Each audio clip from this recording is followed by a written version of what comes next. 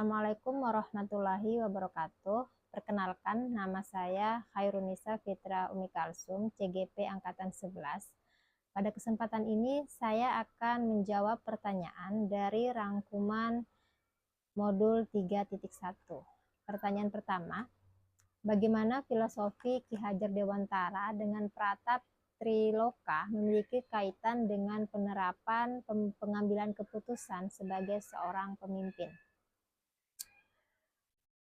Filosofi Ki Hajar Dewantara dengan Pratap Triloka yang dikenal dengan Ing Ngarso Sungtulodo, Ing Madio Mangunkarso Tuturi Handayani.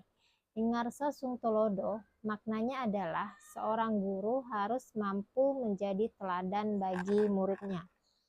Ing Madio Mangunkarso artinya seorang guru adalah pendidik yang selalu berada di tengah-tengah para muridnya dan terus-menerus membangun semangat dan ide-ide mereka untuk berkarya.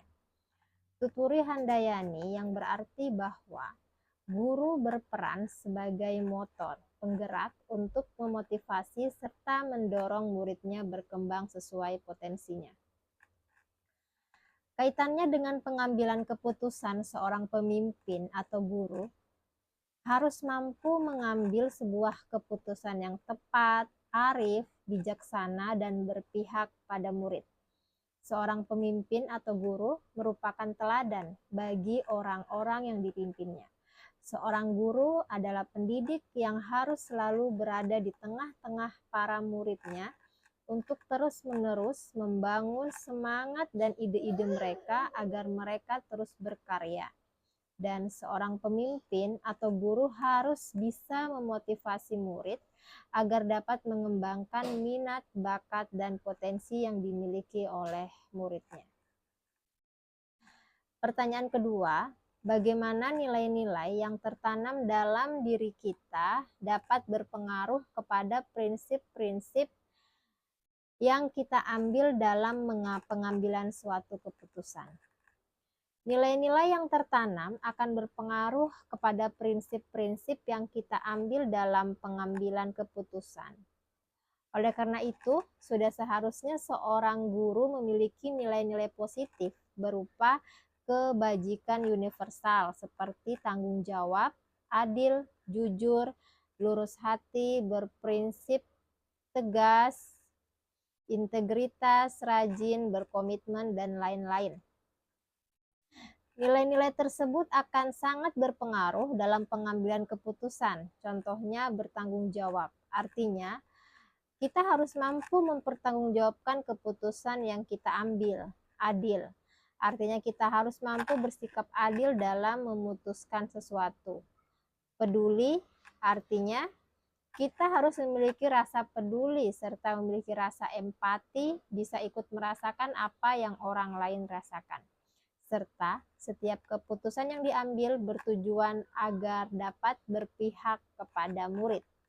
Pertanyaan yang ketiga, bagaimana materi pengambilan keputusan berkaitan dengan kegiatan coaching atau bimbingan yang diberikan pendamping atau fasilitator dalam perjalanan proses pembelajaran kita, terutama dalam pengambilan keputusan yang telah kita ambil?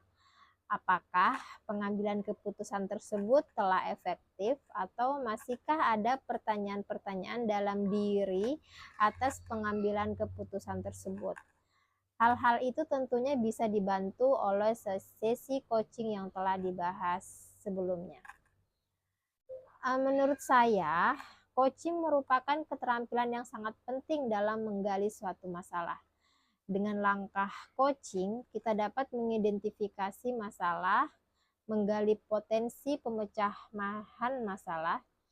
Melalui coaching, pengambilan keputusan dapat dilakukan lebih efektif karena dengan coaching, kita dapat menggali potensi, ide-ide, atau gagasan yang bersumber dari coachee itu sendiri. Dengan proses coaching, maka akan terwujud pengambilan keputusan yang positif, adil, serta berpihak kepada murid. Pertanyaan keempat, Bagaimana kemampuan seorang guru dalam mengelola dan menyadari aspek sosial emosionalnya akan berpengaruh terhadap pengambilan keputusan suatu, khususnya masalah dilema etika. Guru yang memiliki kemampuan sosial emosional yang baik, seperti memiliki kesadaran, pengolahan diri, kesadaran sosial, keterampilan berelasi, dan pengambilan keputusan yang bertanggung jawab, maka mereka akan lebih mampu mengambil keputusan yang lebih efektif. 5. Bagaimana pembahasan studi kasus yang fokus pada masalah moral atau etika kembali kepada nilai-nilai yang dianut seorang pendidik. Pembahasan studi kasus yang fokus pada masalah moral atau etika, seorang pendidik harus mengedepankan nilai-nilai kebajikan yang universal seperti kejujuran, tanggung jawab, integritas, peduli, dan lain-lain. Dengan berpedoman kepada nilai tersebut, maka apapun keputusan yang diambil tentu dapat dipertanggungjawabkan serta mampu mengatasi masalah yang ada.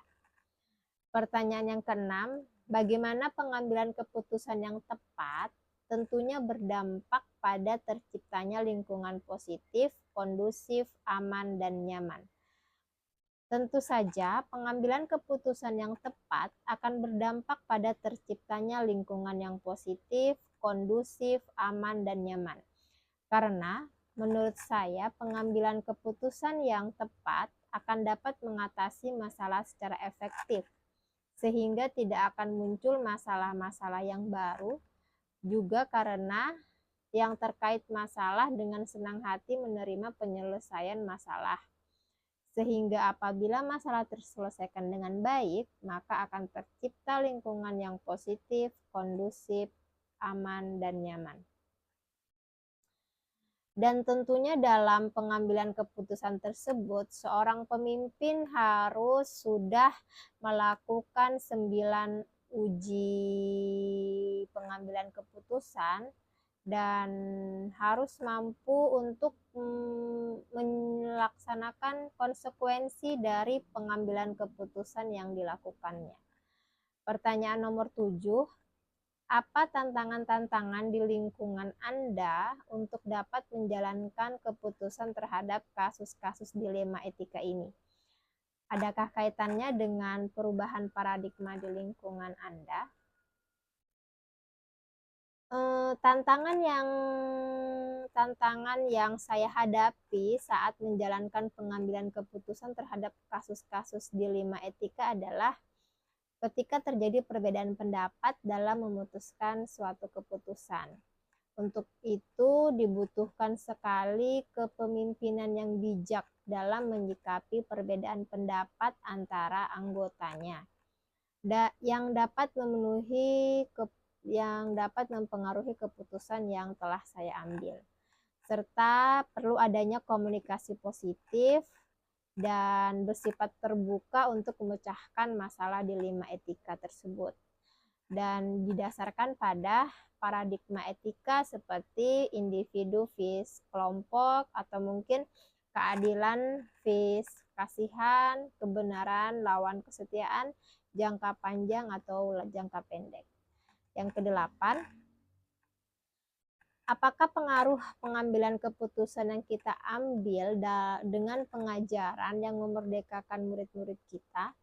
Lalu bagaimana kita memutuskan pembelajaran yang tepat untuk potensi murid kita yang berbeda-beda?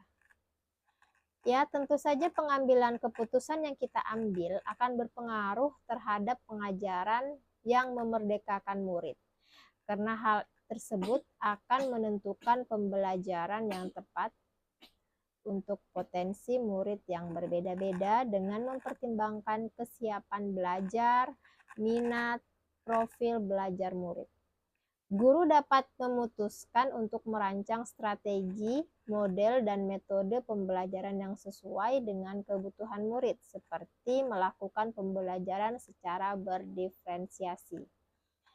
Pertanyaan ke-9, bagaimana seorang pemimpin pembelajaran dalam mengambil keputusan dapat mempengaruhi kehidupan atau masa depan murid-muridnya? Keputusan seorang pemimpin akan berdampak besar pada kehidupan atau masa depan murid, karena keputusan tersebut akan membekas dan menjadi bekal murid untuk di kehidupannya. Apakah keputusan yang diambil tersebut akan membuat murid semakin berkembang dan maju, atau malah mungkin sebaliknya membuat murid merasa down, sehingga seorang pemimpin pembelajaran harus mengambil keputusan yang tepat dan bijaksana secara hati-hati dengan mempertimbangkan perasaan-perasaan murid, dan pengambilan keputusan tentu harus selalu berpihak kepada murid. Dan keputusan yang diambil haruslah memperhatikan nilai-nilai kebijakan universal yang bertanggung jawab. Yang ke-10, pertanyaan ke-10, apakah kesimpulan akhir yang dapat Anda tarik dari pembelajaran modul materi ini dan keterkaitannya dengan modul-modul sebelumnya?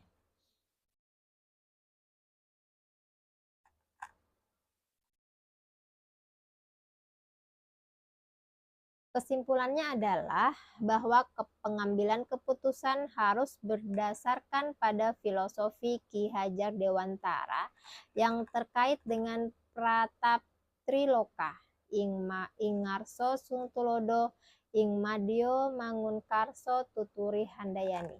Selain itu, seorang pemimpin dalam mengambil keputusan juga harus berlandaskan kepada nilai dan peran guru penggerak. Namun, dan mampu melaksanakan pembelajaran berdiferensiasi yang terintegrasi kepada kompetensi sosial emosional serta memiliki kemampuan coaching yang baik. Pengambilan keputusan diharapkan dapat menciptakan budaya positif, juga menggunakan alur bagja yang akan menghantarkan kepada lingkungan positif, kondusif, aman, dan nyaman. Kesadaran penuh untuk pengambilan keputusan juga tak kalah penting karena diharapkan dapat membentuk murid yang memiliki profil pelajar Pancasila. Dalam pengambilan keputusan sangat memungkinkan akan muncul dilema etika atau bujukan moral, sehingga guru harus memahami 4 paradigma, 3 prinsip, dan melaksanakan 9 langkah pengujian sebelum pengambilan keputusan. Lalu, keputusan yang diambil harus bisa memenuhi 3 unsur pengambilan keputusan, yaitu berpihak pada murid, nilai-nilai kebajikan universal, dan bertanggung jawab terhadap segala konsekuensi atas keputusan yang telah dibuat. Pertanyaan ke-11, sejauh mana pemahaman Anda tentang konsep-konsep yang telah Anda pelajari di modul ini? Yaitu dilema etika dan bujukan moral, 4 paradigma pengambilan keputusan, 3 prinsip pengambilan keputusan, dan 9 langkah pengambilan dan pengujian keputusan. Adakah langkah-langkah yang menurut Anda di luar dugaan? Dilema etika terjadi jika sebuah kasus terdapat pertentangan antara benar lawan benar. Sedangkan bujukan moral jika kasus terjadi pertentangan antara benar lawan salah. Dalam pengambilan keputusan, maka harus memperhatikan 4 paradigma, 3 prinsip, dan 9 langkah dan pengambilan dan pengujian keputusan. Hal-hal di luar dugaan terjadi apabila sebuah kasus bujukan moral terdapat pelanggaran hukum dan kode etik, maka pengujian tidak perlu dilakukan karena sudah uji legal atau hukum yang menyatakan kasus tersebut adalah benar lawan salah. Pertanyaan 12. Sebelum mempelajari modul ini, pernahkah Anda menerapkan pengambilan keputusan sebagai pemimpin dalam situasi moral dilema? Bila mana pernah, apa bedanya dengan apa yang Anda pelajari di modul ini? Saya pernah menerapkan pengambilan keputusan sebagai pemimpin dalam situasi moral dilema. Tetapi saya belum mengacu sepenuhnya pada yang disampaikan dalam modul ini.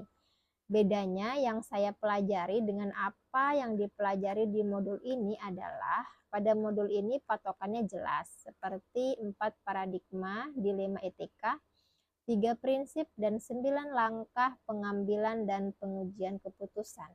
Sehingga apa yang dilakukan untuk pengambilan keputusan itu terarah dan jelas. Sedangkan selama ini saya hanya mengandalkan keputusan hasil akhir saja yang sekiranya tidak merugikan siapapun. Pertanyaan ke-13, bagaimana dampak mempelajari konsep ini buat Anda? Perubahan apa yang terjadi pada cara Anda dalam mengambil keputusan sebelum dan sesudah mengikuti pembelajaran modul ini? Dampaknya adalah saya menjadi paham bahwa dalam mengambilan keputusan itu ternyata ada ilmunya.